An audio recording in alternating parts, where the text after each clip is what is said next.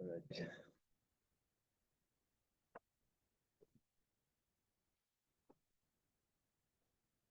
Holding Daf Beis Amud Beis 82b.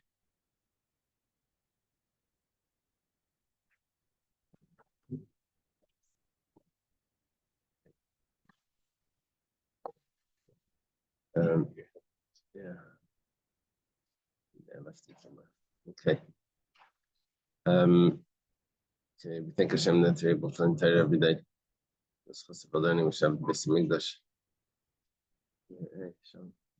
Learning the Linish Mass, Sav Gold Basra Daf and the Sanos have been Mitzian. Fortunately, with Rabbi David Ben Sarah, now he gets all the husband figures to pair.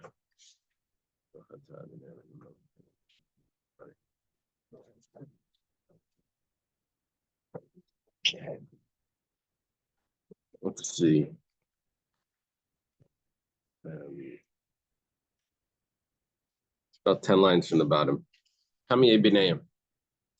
Talking about over here, if you buy 3 trees, you buy property. Now, buy 3 trees means that you're buying 3 trees that are in the same field. It doesn't mean you buy one in New York, one in Miami, and one in California. It's not going to be considered a tree field, like an orchard. It means that you just bought random trees. So what's the distance between the trees? Also, if they're too close together, then that's also not an orchard. That just means that you're just going to cut them down. That's a different way of growing trees. So you don't get the land that's together with it if they're too close. You don't get the land if it's too far. So what's the proportion of trees to field that you're going to get the field together with it, or the land together with it? So Kami Ebineim, what's the amount between them? So we have a statement from Rabbi Yosef. It's Amr Rabbi Yosef, Amr Rabbi Yehuda Shmuel. You need the first one still? Rabbi Yosef says, in the name of Rabbi Yehuda, in the name of Shmuel. That's a statement in the name of Shmuel, and being taught by Rabbi Yehuda, being set over by Rabbi Yosef. Yeah. 3 generations there.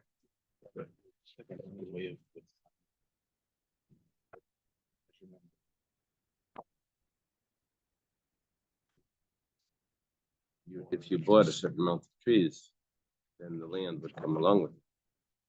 The land. If you had 3 trees, if you had 2 trees and not, that was the machlekes, right? So when I planted a tree in Israel back when I was 13, I get some of that, right? No, because it was only one. Yeah, when they tell you that they planted a tree for you in Israel, so there's a big difference if they planted 3 trees or 1 tree. Then they give you a card that says your date to water it is on Wednesday. So Rabbi Yosef says Mi'arba Amas Vad Shmeina, from 4 Amas till 8 Amas. So less than 4 is too close. More than 8 is too far. It's got to be in between them. And 8, including 8, is I think is too far. It says. That was the opinion of Rabbi Yosef. Rava Amar Rav Nachman Amar Shmuel. Rava, on the other hand, it's interesting because he's a generation later. He says in the name of Rav Nachman. I bet if it would be Rabba, that would fit better with Rabbi Yosef. Rava says the name of Rav Nachman and the name of Shmuel Mishmein Avad Sheish Esrei. He doubles it. Minimum amount is 8. The maximum amount is 16, not including 16. Amalei Abayla Rav Yosef. So Abaya, who's a student of Rav Yosef, he says to his teacher Rav Yosef, Tiflik Allah Rav Nachman. Don't argue with Rav Nachman. The Tanah Mastis and Kava say because he has a Mishnah that supports him. The Tanah was taught in the Mishnah Nites Karma. If someone plants a vineyard, Sheish Esrei Yamis al Sheish Esrei Yamis, 16 Amas by 16 Amas. That means 16 Amas between the rows. Mutal Havizera Lisham. You're allowed to plant seeds in there. In other words, once it's 16 Amas, like because we said not including 16, once it's 16 Amas, then it's so far apart, the trees are so far apart that it's not considered a vineyard. And the rule is that you're allowed to plant grain if it's not a vineyard. You're not allowed to plant grain in a vineyard. If it's not a vineyard, then there's no problem. Amar Rav Yehuda. Rav Yehuda says, Ma'aseh b'Tzalman. Story in the city of Tzalman. Echad shenatas kam sheishes riyama, sheishes real, sheishes riyama. Vayahifech shar shtei sar maybe shtei shuras l'tzad echad. V'zerias and esanir. Shanacher seifech es asar l'makam azera. V'zor sabor. V'ma'aslov nechacham v'tiru. Happened is like this. The vineyard had rows. Okay, so each row should have an equal distance between the next one. However, what this person did is that because the vines are thin in the center, and when they grow up, then they have this they spread out on the top on the trellis, right? So it's called the trellis. They spread out on this, so you can actually push them to go to one side or to go to another. The tops of the vines, they can go this way, they can go that way. Keep them in the middle. What this person did was he put two rows pushed together, which made the pathways between the outer rows more distant. So he made a lot of room. So you couldn't walk between one set of vines, but the other set of vines was totally open. So I see trellises that go like this, like an archway, it just covers it. Yeah, I think the way they would do it over there is they would just have like sticks that were holding it up. Sometimes they have, like the old telephone wires, they were just these lines that would just go, like that. So I say old because now they put them on the ground. But you would have the vines would grow up and then it would just grow along that. Right.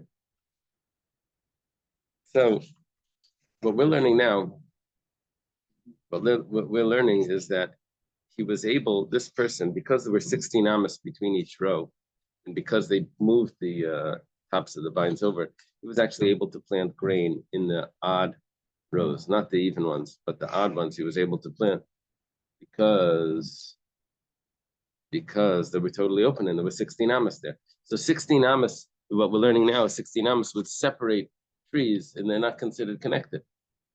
So you see, Abai is telling Rabbi Yosef, don't argue with Reb Nachman that he says 16 amas is the limit, because he has a Mishnah that supports him. So Rabbi is telling Rabbi Yosef that Reb Nachman is right. He has this Mishnah that supports him. And every year he was allowed to flip the tops of the vines back and plant the other area.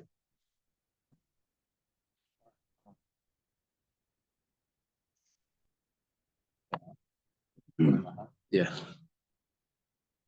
Okay. Amalei, so Rabbi Yosef responds to Abaya. He says, I don't know anything about this. On top of Pigimel. It was a story in Dura Derusa. This is a city of shepherds.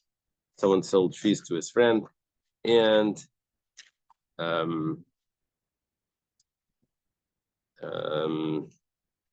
there were not 8 amas between them,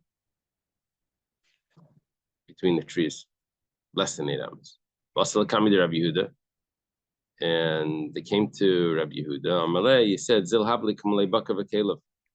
You have to give each person. You have to give to the trees because he purchased the trees.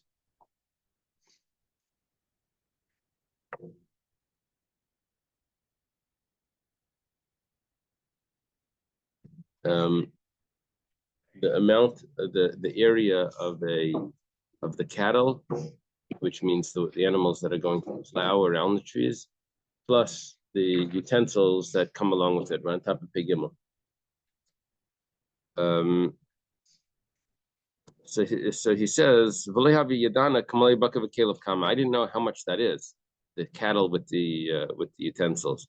Even the Shemana, the Shemaite, yes, what's the Aleph?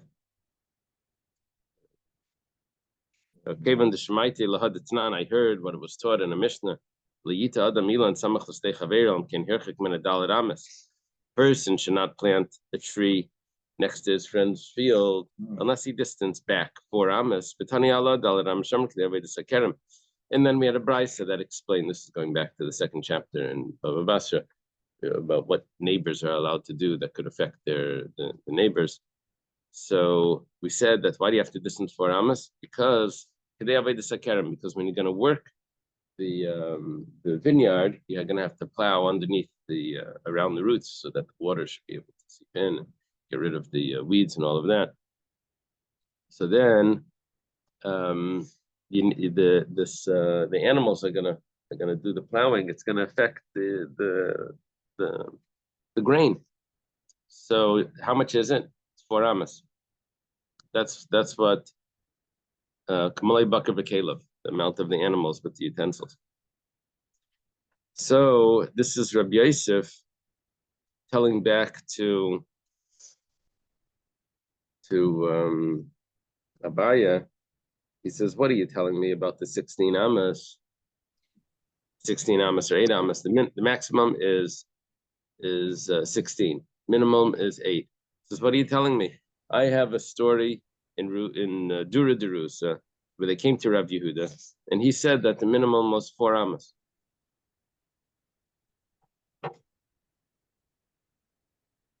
He didn't say the maximum was 8, but we had from the other one, the maximum was 16, and we assume that it works. 16 is 8, and 4 is and 8 is 4. Are these measurements the space you need between each vineyard to prevent flying?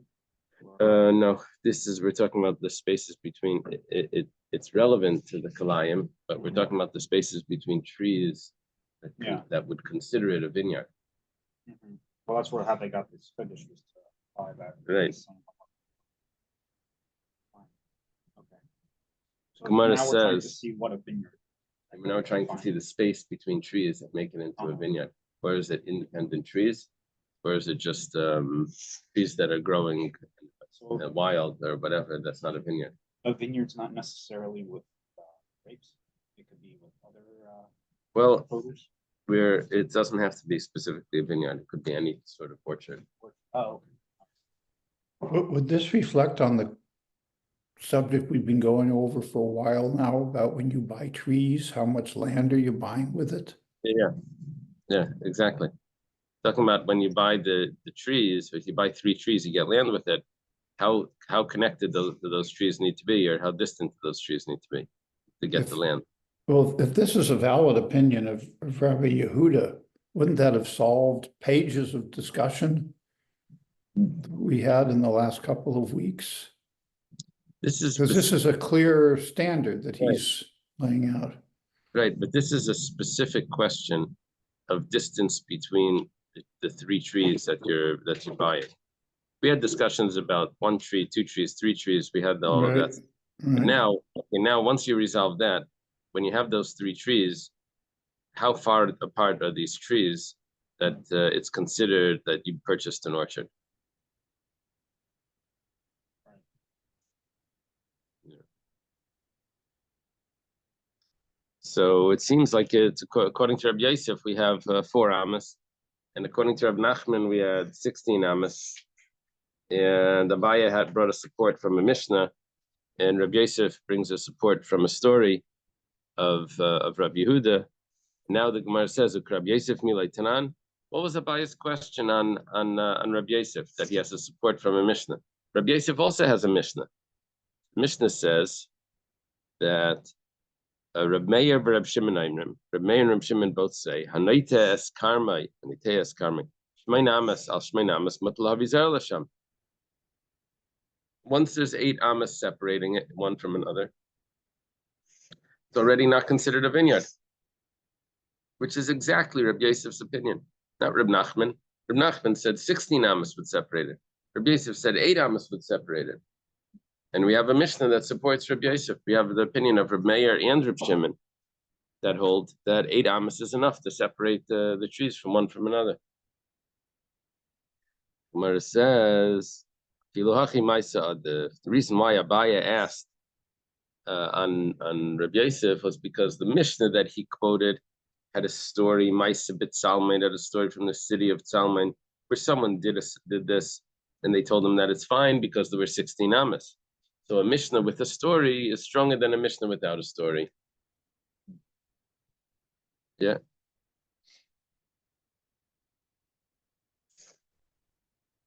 Okay. Now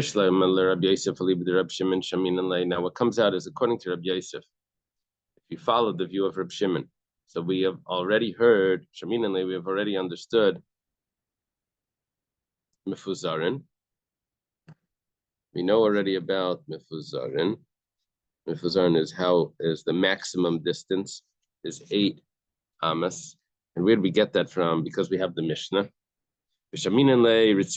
And we also know about the minimum distance, which is 4 amas. We got that from the story of Rav Yehuda, that it was 4 amas. It says, Mefuzarin hada amran.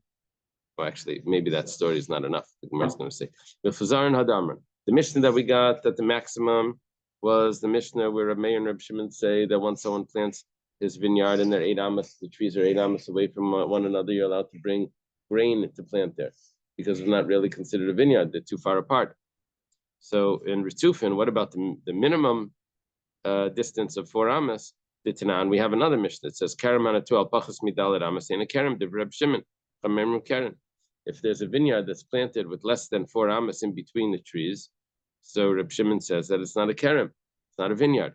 And Reb Shimon says that it is a vineyard. The question is if you're allowed to plant seeds there, right? If it's a vineyard, you can't plant grain.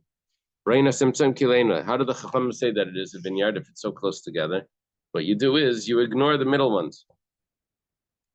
In other words, the trees that you're going to have to separate because they're too close together. So you imagine that they're already not there. Once they're not there, so then they're just 4 amas apart, which makes it acceptable.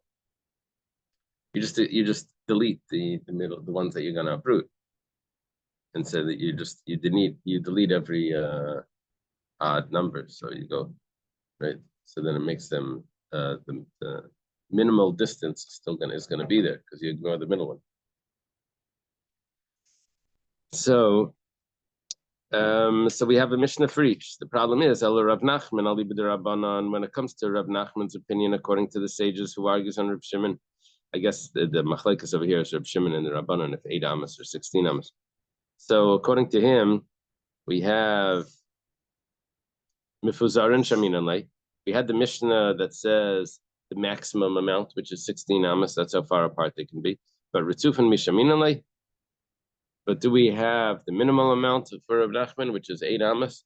That the trees need to be minimally 8 amas away in order for it to be considered a vineyard, 8 amas from each other. So the Gemara says, well, that's not necessary because Svarahu. We understood it naturally. Midl Rav Shimon Palga. Since according to Rav Shimon, the maximum is 8 amas and the minimum is 4 amas, which is half. But Rabbananami Palga, so for the Rabbanan will also be half. We know that it's 16 amas is the maximum.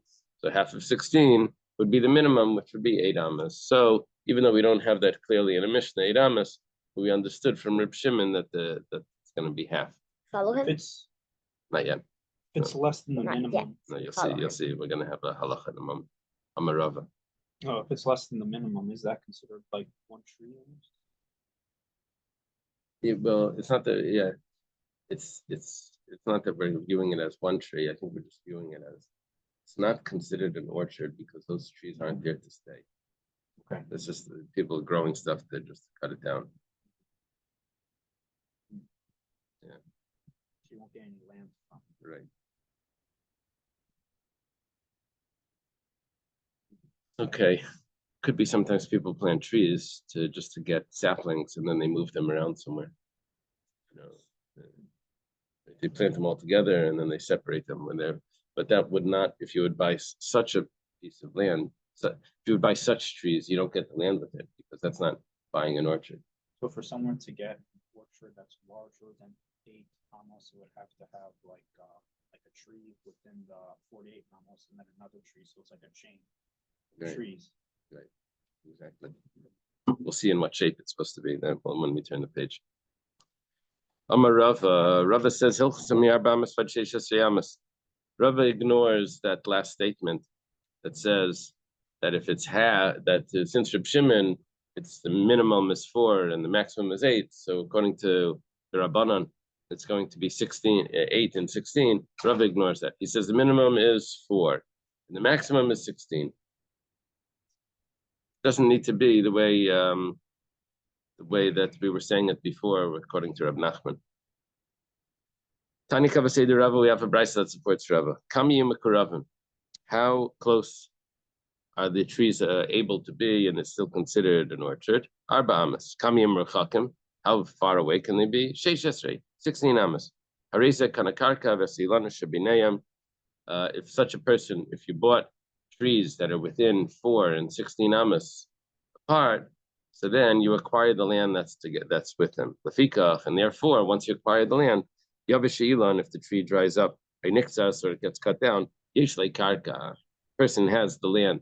Pachis Mikana Yisrael Kan, if it's less than 4 or more than 16, or let's say he didn't buy them all together, he didn't buy all 3 trees together, or he bought one at a time. This tree, he didn't have enough money for all of them, and so he bought one at a time. But when you do that, you're only purchasing, each purchase is separate. You're only purchasing one tree.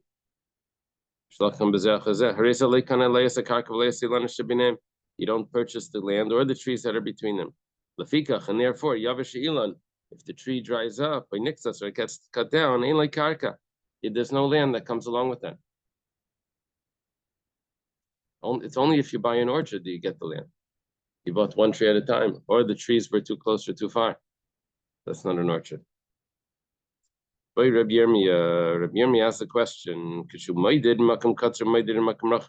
where do you measure from? It's classic Rabbi Yirmi. Where do you measure from? Do you measure from the base of the tree where it's wider, or do you measure further up the trunk where it gets more narrow? It doesn't have to be trees. It could just be like any produce, this corn, this border here up until. If you're buying land like that, then you're buying land. This person is purchasing trees. He's not specifying that he's getting the land together with it. And our question is, when you buy that, what comes along? Do you get the land together with it?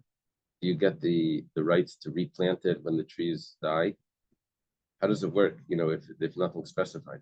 But can someone buy like an orchard, different produce? You can buy anything if it's specified. Here we're saying, like, what would be if someone says, I'm buying those trees, what does he mean? Does he mean, what does the seller have in mind? Yeah.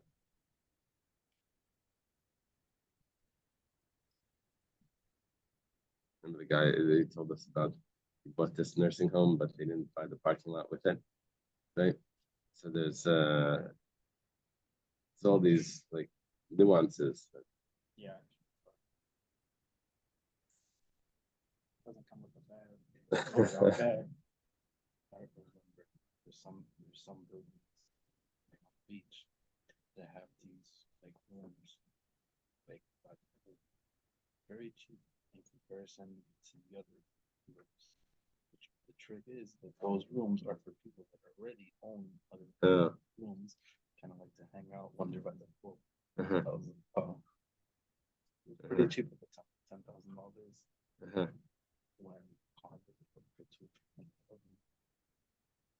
The catch was that you couldn't buy one unless you owned the other thing. Yeah. No beds, no like other restrictions. I overheard a conversation between 2 janitors at the yeshiva. They were discussing like how to live very cheap. One of them said, if you get a minivan and you take the seats out in the back, you can put a mattress in there. Only thing you have to do is pay for parking. In certain places, you have to pay for parking. You could get a spot like for the month and somewhere, I don't know exactly. He says, and then what you do is you sign up this certain gym that had like showers and stuff. He says, you can work it out. And he had it all worked out. These 2 guys were comparing notes. I know that he was very proud to say that he was an international homeless.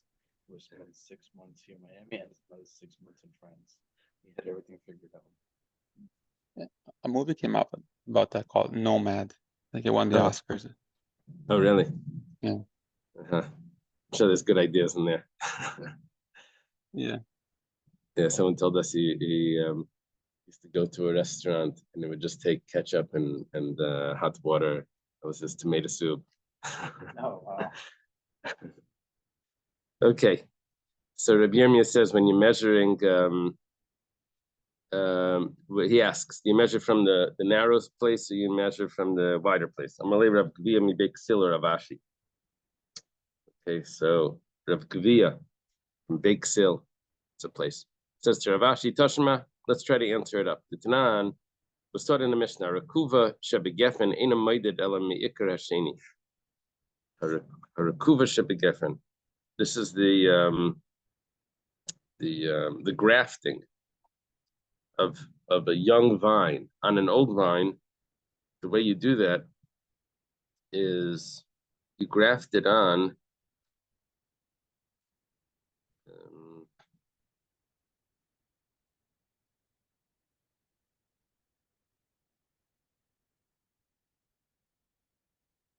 let me see how they write it in your thing. I know there's 3 knots. There's the lower one, the middle one, and the top one.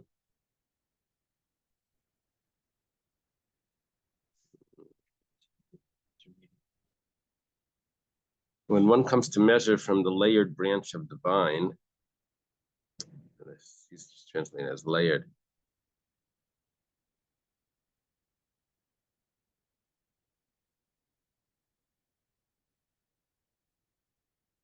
When you're measuring from the distance of one vine to the next, and this is regarding kalayim, like if you're allowed to plant grain in between, so you measure it only from the second root.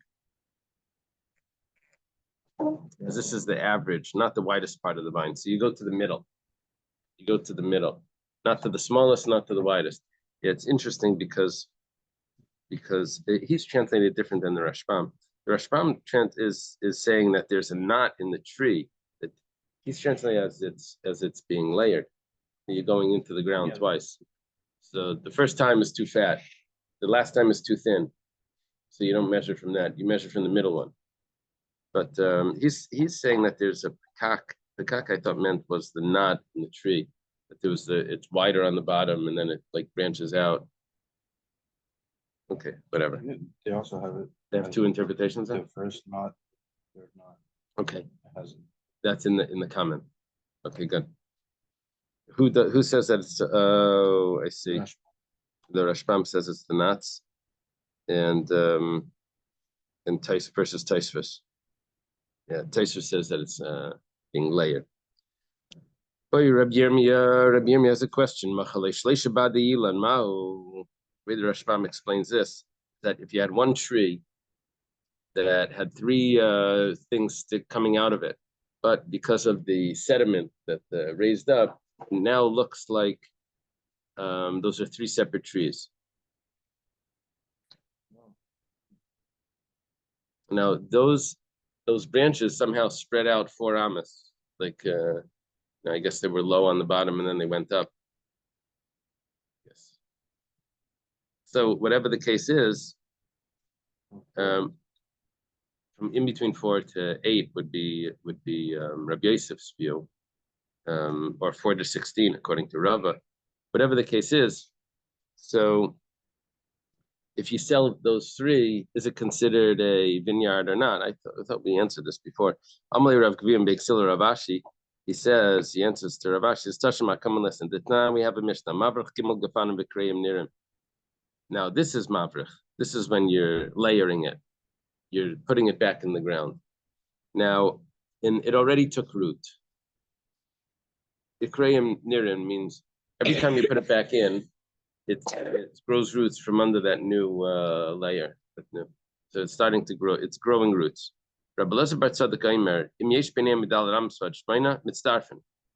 If they're in between 4 and 8 amas, each time you layer it, so that becomes a new tree, and that's considered and they combine. What does it mean combine? That you acquire the land. And if not, it won't combine. It sounds like he's saying that over here, when you have the Shleisha Badi'ilan, those 3 branches or sprouts, that it's going to be considered 3 separate trees. We learned before that it wasn't. We learned before that would be problematic.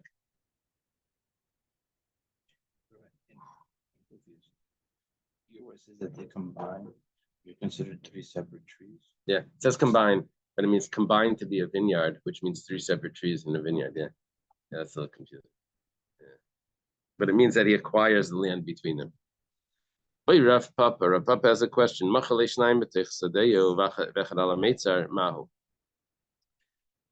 He buys 3 trees, but one of them is on the border.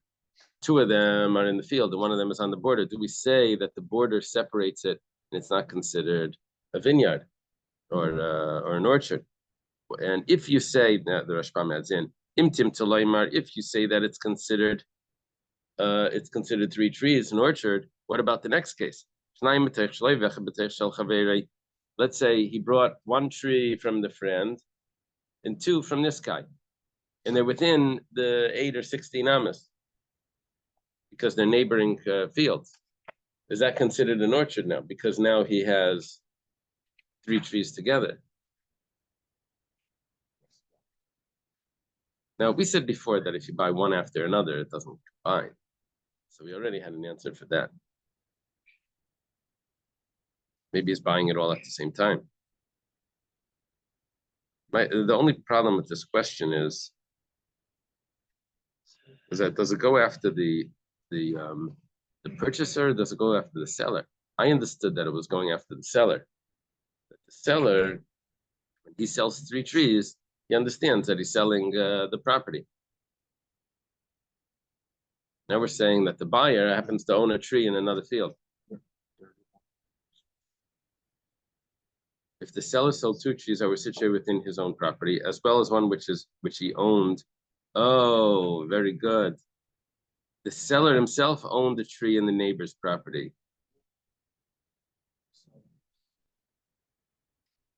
The seller owned the land around the tree in the neighbor's field as well. I didn't notice that. I read the Rashbam. Let me look at the Rashbam again and see. I missed that. We spoke about it buying 3 at the same time.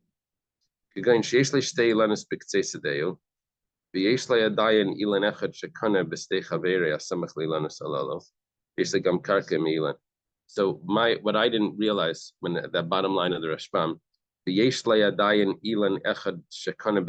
didn't realize that was the meicher. I thought that was the purchaser. I thought the purchaser already had that field, and that was one. And it says that he has the karka together with that 1 tree. So now when he sells, well, you can buy karka. It's just it wasn't minastam. You don't get karka, but he happened to buy the tree with the karka. That was the different price. Okay, let me add that in. And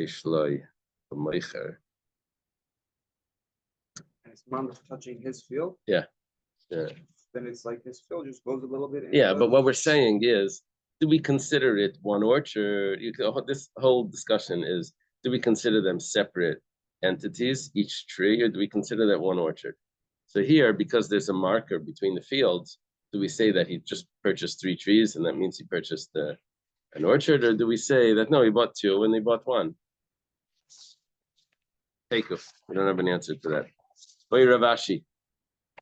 Together with all these things that we're saying, does this distinguish this property from that property? Is it considered one purchase, one orchard, all of that? So even if you say that the meitzar doesn't help and the borders don't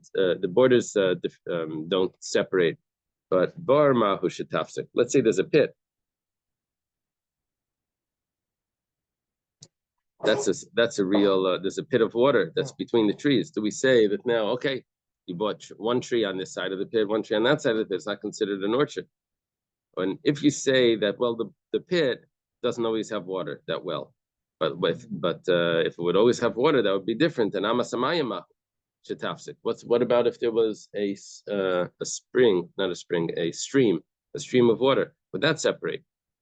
And what about if you say if there was a Rishus Harabim mahu? Now, this has to be a type of Rishus Harabim that's not actually 16 amas, because 116 amas, we know it separates, but right? It has to be less than 16 amas. So it's like a figurative word for Rishus Harabim. It doesn't mean the halachic Rishus Harabim that's 16 amas. Richva de Dikli mahu. Now we have, if there's palm trees that are created like a wall between the fields. So, and he buys 2 trees here, 1 tree there on the other side of this palm tree wall. What would that do? So Teku. The Gemara doesn't have an answer for that as well. Hillel mi Rabbi. I don't know how that works. How does Hillel ask Rabbi a question? It's not the same Hillel? Or do they have any, do you have a note about you? There's a 16 generation gap between. Is it 16 generations? No, 6. Hillel's son was Shimon. His son Gamliel, his son was Shimon, his son Gamliel, and then his son was Shimon, and then Rabbi would be 6 generations.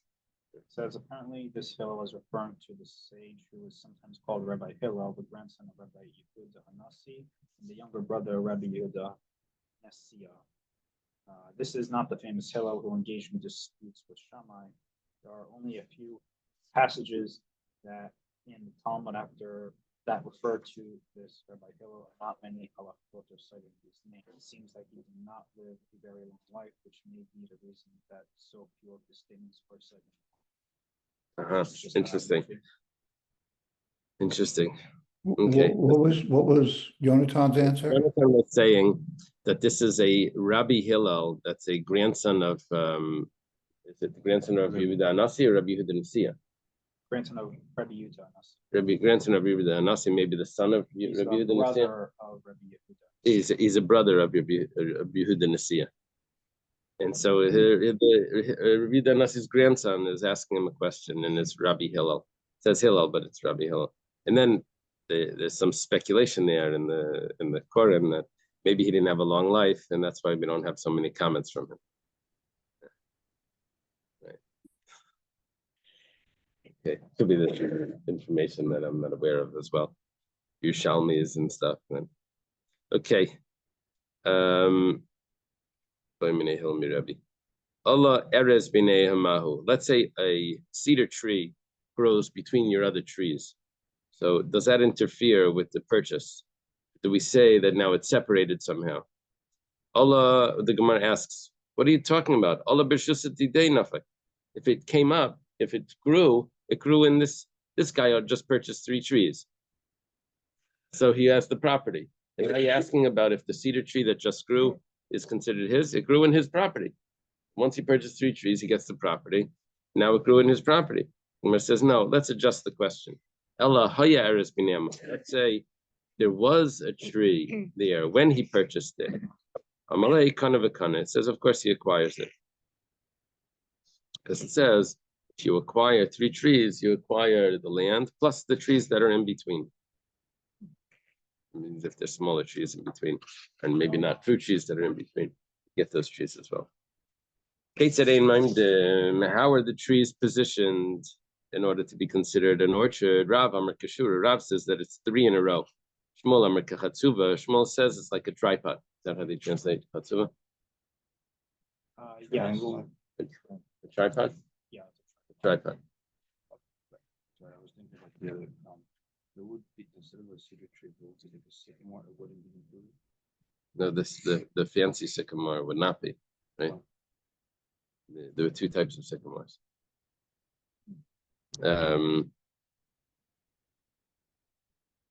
Mandam Kashura, according to the opinion that says that it was in a row. So Kolskin Kechatsuva. For sure, if it's in a tripod, for sure he sold it. You see, what we're saying here is that did the seller realize that he can't plant anything in this area now because he has the trees there, so he's not keeping the land for himself. But if the 3 trees were in a row, so maybe he's thinking that I'm not selling the land because the land there's the area that I can plant on the next row over from the trees. So if we say that even when it's Kashura, he still sold all the land, so then for sure if it's like a tripod, because over there you don't have the same amount of land to plant because it's blocking you have 1 tree that's on the bottom. So Mandamar Kechatzuva, however, the one that says that you sold the land when you sold it as a tripod, Avol Kashura Alai, but maybe not. Maybe if you sold the 3 trees in a row, maybe you don't sell the land. In my time, what's the reason for that? Because you can plant in the rows on the side and the between the rows you can plant. Okay, Maskefla Rav Hamnuna. according to the opinion that says that if he sold it like a tripod, my time, what's the reason why we said that the land was sold with it? Because he didn't sell any, because he can't plant anything in between. If that's the case, I gotta see what this tree is. Higi is like a bush. This is a Roman bush. Oh, it just says thorny shrubs.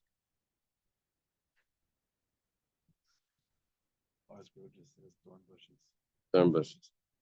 Oh, in the note they have a huge thing of here. Rumaisa is tall. Tall. Ramim. Oh, isn't that interesting? That's Rabbeinu Gershon. The Gemara is referring to thorny shrubs whose branches have extended greatly, or shrubs that have grown and look like trees. Some explain that here too the bushes are planted in the form of a triangle. While others claim that they could also be planted in a line, so one cannot sow between them in any case due to their thorns. The conclusion of the Gemara is that purchasing them does not include the acquisition of the ground underneath them, not only because they are insufficiently important for the ground to be considered subordinate to them, but also due to the fact that they are grown only to be uprooted and used for kindling. Okay. They have a picture of it in there. Color picture. A thorn bush with some roses, not roses. Didn't you But say palms were type? They weren't considered really trees in a scientific sense. yeah. Yeah. So the question is now, if he sells or if he buys 3 Higiru Maisa that you can't plant between them, if that's the whole reason why you sell the land is because you can't plant between them. So let's say we have these bushes that you can't plant between them because they're thorny. Do you want to say that he also gets the ground? Amalei, he says, Hanach lechashivi, hanach hashivi. You need 2 criteria. The trees need to be significant, and also that you can't plant between them. That's when you get the land. But if you're going to have something insignificant and just say you can't plant between them, and you want to get the land, doesn't work like that. You need to have by trees, and then Thorn bushes. not thorn bushes, real trees. Okay, should we leave the Mishnah? Yeah. Well, let's do the Mishnah. We'll do the Mishnah tomorrow. Okay. I need someone to. Today's Monday, right? I'm here tomorrow, but I need someone to take me over on Tuesday. You ready? Want to do it? 4 doctors. Tomorrow I'll tell you what else. We have a new Mendel's son is Yeah, we'll do great. here. Rabbi Smith, Yeah. how did you touch Hamavrich on the page before? Mavrich means to layer, but then there was something else. There was Harakuva. Mavrich means to layer. That means you put it back in the ground. So it's just no, because I always thought like there was an Indian to say somebody, I forget who said it, to say Baruch Hashem, because Baruch is Meloshan Mavrich, and Mavrich is already bringing down, drawing down, is the way I was heard it was tight. Yeah. The way Chassidus puts that is because a brecha is a pool, and the way they would get a pool of water was that it would come from a higher source, and it would get like drawn down into the pool. It would collect in the pool. So the way it puts it is Mavrich is the way it's drawn into a pool. But Mavrich also means to layer. low layer, put the branch back in. But then there was this discussion, Machlekes, what Harakuva meant. Machlekes, Right. Rashbam, and Okay, thanks. have a good day. Someone gave me Shabbos Sukkos gave me a riddle about which 3 Yidden said Baruch Hashem. Which 3 people said Baruch Hashem.